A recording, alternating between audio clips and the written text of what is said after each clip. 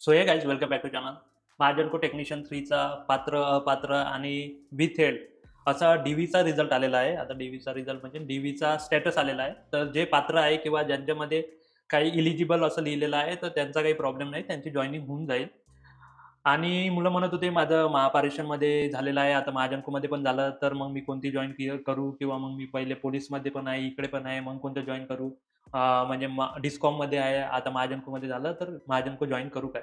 तर ह्या सर्व प्रश्नाची उत्तरं सोबतच मी पण या प्रोसेसमधून गेलेलो आहे आणि याच्यानंतरची प्रोसेस काय आहे ते पण या व्हिडिओमध्ये आपण बघूयात. तर महाजनको टेक्निशियन 3 साठी हा व्हिडिओ फार युजफुल राहील, जे म्हणजे डीव्हीसाठी जाणार आहे त्यांच्यासाठी.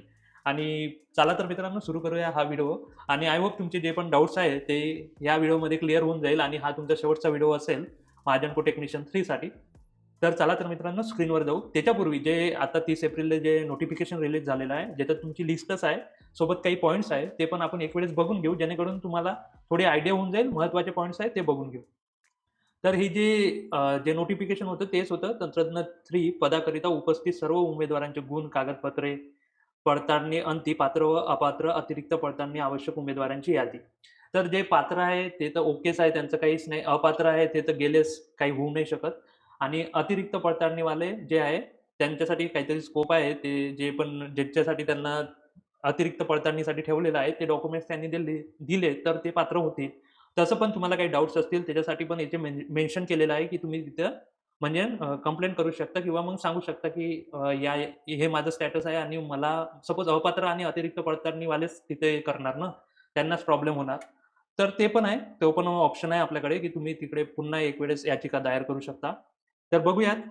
कागदपत्रे पडताळणी अंती, अतिरिक्त व उमेदवारांची यादी प्रसिद्ध करण्यात येत आहे. तर हे आहे, तुम्ही पाहिली असून तुमचं नाव पात्रमध्ये असेल तर काहीच प्रॉब्लेम नाही. तुम्ही मग याच्या पुढची प्रोसेस आणि काही जे डाउट्स आहेत ते बघूयात. त्याच्यासाठी पण तरी पण एक वेळेस बघून घ्या. तंत्रज्ञ 3 पदाकरिता आवश्यक असलेल्या उमेदवाराची यादी ठिकाणी क्लिक करावे. इथे क्लिक करून तुम्हाला जे जे लिस्ट आहे म्हणजे जे eligible, not eligible, additional document verification required ते बघू शकता. ते तुम्ही बघितलं असेल. अ, बाकी हे पुन्हा एक लिस्ट आहे. निवड यादी म्हणजे प्रतीक्षा यादी. तेच त्याच्यामध्ये वेगवेगळे स्लॉट्स होते. म्हणजे प्रकल्पग्रस्त वगैरे, वगैरे. BTI, वगैरे, आरक्षण वगैरे, सामान्य श्रेणी वगैरे, हे पण लिस्ट इथे देण्यात आली. म्हणजे सगळ्या लिस्ट वगैरे इथे प्रोव्हाईड करण्यात आला. आता महत्त्वाचे काही पॉइंट्स आहेत. उपयुक्त अंतिम निवड प्रतीक्षा यादीत नावाचा समावेश आहे म्हणून नेमणूक देण्याबाबतचा कोणताही हक्क उमेदवाराला राहणार नाही. म्हणजे इतर अटी व शर्ती पूर्ण करण्यासाठी प्राप्त गुणांनुसार तयार करण्यात आलेली आहे. म्हणजे सध्या पण तुम्हाला म्हणजे क्लिअर कट आहे असं नाही आहे. अजून पण स्टेप्स आहेत त्या मी तुम्हाला सांगतो. त्याच्यात जर तुम्ही कट झाले तर मग पुन्हा पण कट व्हायचे चान्सेस आहेत. जाहिरातीत नमूद केल्याप्रमाणे महाराष्ट्र शासन निर्णयानुसार तुम्ही जर स्पोर्ट कोट्यातून वगैरे हे असेल तर त्याची वाली पडताळणी वगैरे आणखी चांगल्या प्रकारे होते. तर ते पण डॉक्युमेंट्स तुमचे म्हणजे क्लिअर कट असले पाहिजे. हे स्पोर्ट कोट्यामध्ये कसं जर व्हेरिफिकेशन झालं वगैरे नाही तर तुमची जॉइनिंग थांबवून ठेवण्यात येणार. त्यानंतर काही उमेदवारांनी निवड विद्युत सहाय्यक म्हणून इथे एक स्पेशल पॉइंट आहे, जो की तुमचाच आहे. विद्युत सहाय्यक म्हणून महावितरण, महापारेषण या कंपनीत प्रकल्पग्रस्त कोट्यामध्ये झाली आहे व ते सुरुवातीचे 3 महिने कंत्राटी तत्त्वावर रुजू झाले आहेत. तसेच महानिर्मिती कंपनीत तंत्रज्ञ 3 पदाच्या कागदपत्रे पडताळणी दरम्यान त्यांनी मूळ प्रकल्पग्रस्त प्रमाणपत्र वितरण व महापारेषण कंपनीत जमा केले असल्याबाबत कळवले आहे. महाराष्ट्र शासनाने वेळोवेळी पारित केलेल्या निर्देशानुसार प्रकल्पग्रस्त कोट्यांतर्गत राखीव 5% समांतर आरक्षणातून नोकरीचा लाभ केवळ एकदाच घेऊ शकतो असल्यामुळे अशा उमेदवारांना अपात्र. म्हणजे तुम्ही जर एकवेळेस प्रकल्पग्रस्ताचा लाभ घेतलेला आहे महापारेषण किंवा महावितरणमध्ये, तर इथं तुम्हाला अपात्र ठरवलेलं आहे. त्यानंतर पुढे जर गेलं तर कागदपत्रे पडताळणी दरम्यान असे आढळून आले, की काही उमेदवारांनी खाजगी संस्थेतून ITI व्यवसाय अभ्यासक्रम पूर्ण केल्याने प्रमाणपत्र सादर केले आहे. तथापि सदरील खाजगी संस्था आणि संस्थेमार्फत राबवण्यात असलेल्या ITI व्यवसाय अभ्यासक्रम शासनमान्य आहे की नाही याबाबत शासनाकडून पडताळणी पडताळणी करण्यात येईल व सद्यस्थितीत सदरील उमेदवारांना समावेश अतिरिक्त पडताळणी म्हणजे हेच आहे, की ज्यांनी स्पोर्ट कोटा आणि असं काही असेल म्हणजे खाजगी याच्यातून वगैरे केलेलं असेल तर ते शासन मान्य आहे की नाही त्याचंवाला पुन्हा एक वेळेस ते व्हेरिफिकेशन करणार त्यांच्या लेवलवर आणि मग त्यांना नियुक्तीपत्र देण्यात येणार. सध्या त्यांना अतिरिक्त पडताळणीमध्ये टाकलेलं आहे. त्यानंतर वरील प्रतीक्षा यादी सूचना प्रसिद्ध केल्यापासून 1 वर्षात म्हणजे हे कशी हे जे लिस्ट आहे हे 1 वर्षासाठी व्हॅलिड आहे. म्हणजे सपोज वेटिंग लिस्ट क्लिअर झाली, तर 1 वर्षापर्यंत क्लिअर होत राहील ॲज पर द रिक्वायरमेंट. जशी महाजनकोला रिक्वायरमेंट राहील आणि जागा जर खाली राहिल्या, तर ते वेटिंग लिस्ट 1 वर्षापर्यंत रिलीज करत राहील, डायरेक्ट जॉइनिंग देत राहील ॲज पर द जे पण लिस्ट आहे वेटिंग लिस्टमध्ये त्या नंबरनुसार आणि त्या काचची व्हॅकन्सी असेल त्यानुसार. संबंधित प्रतीक्षा यादीतील नाव समाविष्ट असल्याने निवड यादीतील कोणताही उमेदवार अपात्र किंवा रुजू न झाल्यास त्याच्या जागी जे उमेदवार आहे नसेल म्हणते पण राखून ठेवत आहे, म्हणजे ते देऊ शकते तुम्हाला 1 वर्षापर्यंत जे आहे. म्हणजे जसं रुजू न झालं किंवा मग अपात्र ठरले तर तुम्हाला बोलावण्यात येणार.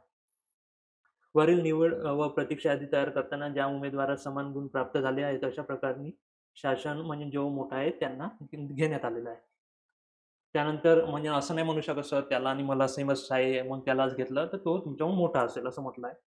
त्यानंतर बघा उपरोक्त अंतिम प्रतीक्षा यादी करताना काळजी घेण्यात आलेली आहे. तशी अनावधाने किंवा मुद्रण दोषामुळे झालेल्या चुका सुधारित करण्याचा अधिकार म्हणजे तोही पण महाजनकोकडेच आहे असं म्हटलेलं आहे. त्यानंतर तंत्रज्ञान पदाच्या पुढील प्रक्रिया जाणून घेण्यासाठी म्हणजे आता पुढची प्रक्रिया तर मी सांगतोच आहे. तर संकेतस्थळाला भेट देत राहा. त्यानंतर संबंधित सूचनेनुसार प्रतीक्षा यादी, अंतिम यादी या उमेदवारांना आक्षेप जर असला तुम्हाला, तर 7 दिवसाच्या आत म्हणजे 7 तारखेपर्यंत तुम्ही ह्या ह्या जो ईमेल आयडी आहे hohrpap@mahajanko.in या मेलवर तुम्ही जे पण तुमचा डाऊट आहे ते पाठवू शकता.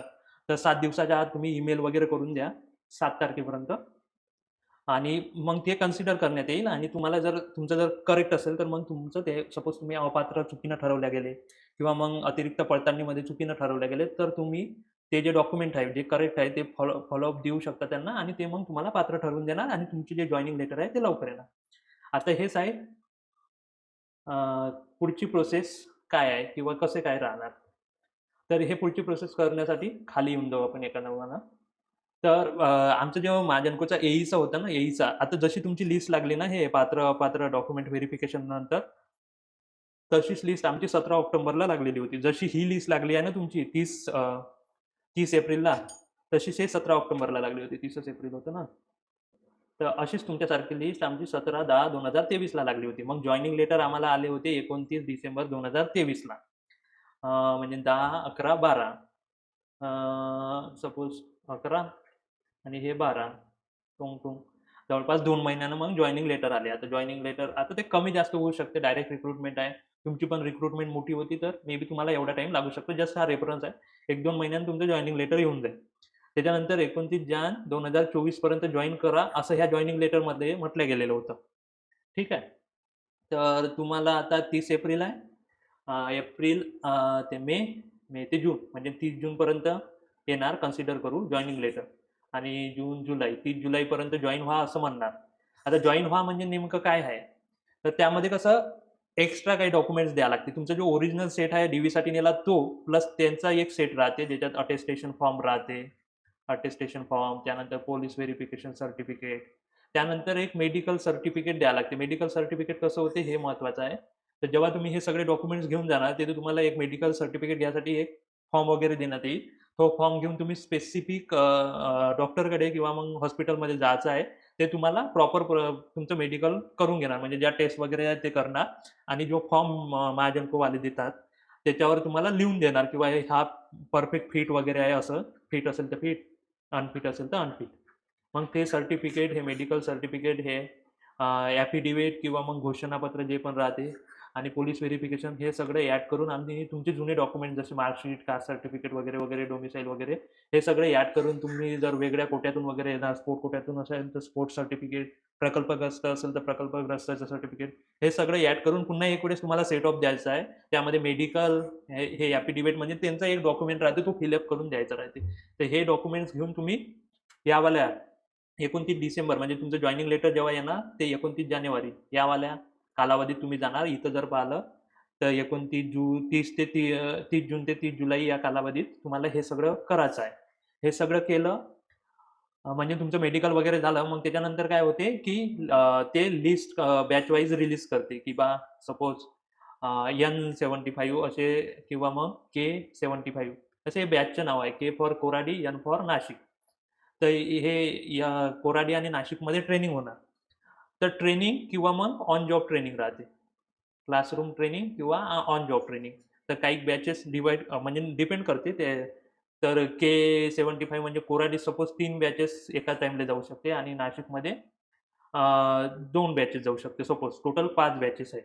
तर असे 25 लोक आहेत, तर 25 5 125 125 स्टुडंट इथं गेले आणि सपोज टोटल आपल्याकडे 250 स्टुडंट आहे पकड आणि 125 आता क्लासरूम ट्रेनिंगसाठी गेले इथं नाशिक ट्रेनिंग सेंटर आणि कोराडी ट्रेनिंग सेंटर.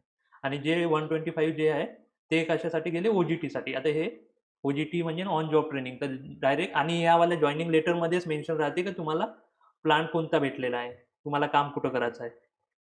तर मला पारस TPS भेटला होता, तसं तिथं मेन्शन राहील. तर मग तुमचं ऑन जॉब ट्रेनिंग डायरेक्ट इथं पारसला तुम्हाला जॉईनिंग करावं लागेल स्पेसिफिक डेटवर. त्यावाला जो पण तिथं टाइम दिलेला आहे. इथं क्लासरूम ट्रेनिंगची पण बॅच वाईज लिस्ट लागत जाईल ह्यावाला ज्या साईटवर म्हटलं आहे त्यांनी, आणि क्लासरूम ट्रेनिंगची पण लागत जाईल.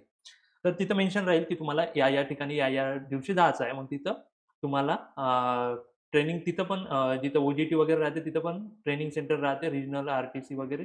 तिथं मग तुम्हाला जॉईन करायचं आहे. तिथं ट्रेनिंग नाही राहील, तिथं तुम्हाला डायरेक्ट जॉबवर लावल्या जाईल आणि तिथं मग जे कार्यरत राहील, जे ऑलरेडी आहे टेक्निशियन किंवा मग AE वगैरे, ते तुम्हाला काम वगैरे थोडं शिकवत राहील. आणि मग ते पण तुमचं मग शेवटी काहीतरी व्हायवा किंवा मग एखादी टेस्ट वगैरे होणार आणि ते तुम्ही पास झाले की मग ओके बा, तुमचं ट्रेनिंग वगैरे कंप्लीट झालं. तुम्ही ऑलरेडी परमनंट जॉबवरच राहील इथं, तर परमनंट राहील.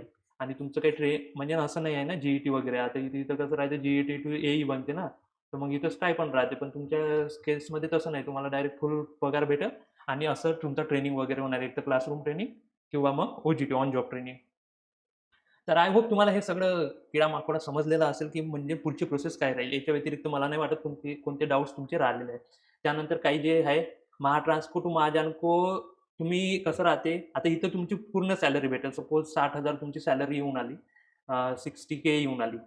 सो 12 सक्कम 72 7.2 लॅख हे येऊन आली.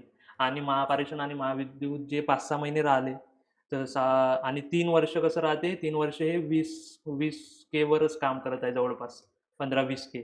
आणि हे परमनंट पण नाही आहे. तुम्ही इथं महाजनकोमध्ये परमनंट आहे आणि 7.2 लाख तुम्हाला ॲन्युअली भेटते. तर 7-14 जवळपास 20 लाख तुम्ही कमावून घेणार यायच्यावाल्या ह्या 2-3 वर्षाच्या 3 इयरच्या पिरियडमध्ये. तुम्ही एवढे पैसे कमावून घेणार, प्लस परमनंट जॉब राहणार तुम्हाला डे 1 पासून. तर तुम्हाला हा विचार करायचा आहे की तुम्हाला जायचं आहे की नाही जायचं आहे. आणि दुसरा, हे तर सॅलरीचं झालं. दुसरा म्हणजे तुमच्या जवळपास पॉवर प्लांट आहे का. मॅक्झिमम 200 किलोमीटर तुम्ही पकडू शकता. 150 ते 200 किलोमीटरच्या अंदर जर तुमचा पॉवर प्लांट असेल, जसा मी अमरावतीमध्ये आहे आणि मला अकोला भेटलं, तर जवळपासच आहे. तर अकोलाचं PTPS भेटलं तर मी जॉईन करून घेणार. तुम्ही नागपूरच्या जवळपास आहे तर कोराडी, खापरखेडा हे इथं पॉवर प्लांट आहे, तर इथं तुम्ही जॉईन करा. भुसावळच्या जवळपास असेल तर जॉईन करू शकता महाजनको. त्याच्यानंतर उरणच्या जवळपास असेल तर, त्याच्यानंतर नाशिकच्या जवळपास असेल तर, त्याच्यानंतर चंद्रपूरच्या जवळपास असेल तर. तर एवढ्या जर यावाल्या ठिकाणच्या जवळपास जर तुम्ही असाल, तर मग हेच जॉईन करणं तुमच्यासाठी बेस्ट राहील. अदर दॅन याच्यापेक्षा जास्त दुसरीकडे असाल, तर मग जिथं आहे तिथंच तुम्ही जॉब करा, असं माझं म्हणणं आहे. आणि महाडिस्कॉममध्ये जर असाल तुम्ही, तर महाडिस्कॉममध्ये जास्त टेक्निकलचं काम नाही राहत आणि फक्त रेव्हेन्यूचं काम राहते. रेव्हेन्यू कलेक्ट वगैरे करणं, 3 वेळेस ट्रिपिंग वगैरे येतात. तर माझं सजेशन आहे, महाडिस्कॉममध्ये जर असेल तर डोळे मिटून माझ्याकडे जॉईन करून घ्या. आणि महाट्रान्सकोमध्ये आहे तर तुम्ही एक वेळेस बघून घ्या की तुमचं लोकेशन आणि तुम्हाला पैसे वगैरेचं मी सांगितलं ते बघून घ्या पहिले, जॉब वगैरेचं. इथं थोडंसं विचार तुम्ही करू शकता. जर लयच दूर असेल महाजनकोचे प्लांट, तर मग महाट्रान्सकोमध्ये राहा. आणि चौथी गोष्ट म्हणजे सॅलरी किती मिळणार याचा एक डेडिकेटेड आणि म्हणजे ॲक्च्युअल सॅलरीचा मी व्हिडिओ ऑलरेडी अपलोड केलेला आहे, तो तुम्ही बघून घ्या. आणि एक रील पण आहे. आणि बाकी काही डाऊट्स असेल तर ते पण एक महाजनको टेक्निशियनचा एक व्हिडिओ पण आहे, तर ते पण व्हिडिओ तुम्ही बघून घ्या. आणि आय होप तुमचं पूर्ण जे डाऊट्स आहे ते क्लिअर झालेलं असेल. आणि तुम्हाला फक्त म्हणजे आधी जर कार्यरत असाल कुठेतरी आणि महाजनकोमध्ये जाऊ का नाही जाऊ हा जर डाऊट असेल, तर पहिले महाजनको परमनंट जॉब आहे. त्यानंतर सॅलरी एक वेळेस बघा, फुल सॅलरी आहे. आणि तिसरी गोष्ट म्हणजे लोकेशन, म्हणजे एक वेळेस बघा की तुमच्या जवळ आहे का. जवळ असेल, हे परमनंट आहे, हे तर ॲड ऑन आहेच. फक्त लोकेशन जर जवळ असेल ना, जे प्लांट मी सांगितलं त्याच्या जवळ जर तुम्ही राहत असाल, तर डोळे मिटून तुम्ही जॉईन करू शकता. काही प्रॉब्लेम इथे येणार नाही.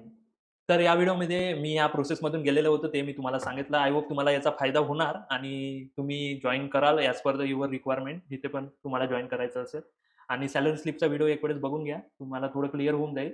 आणि या चॅनलवर नवीन असाल ना, हा व्हिडिओ जर आवडलेला असेल तर चॅनलला लाईक करा, शेअर करा आणि सबस्क्राईब करा. तर भेटूया नेक्स्ट व्हिडिओमध्ये. तेव्हापर्यंत जय हिंद, जय महाराष्ट्र.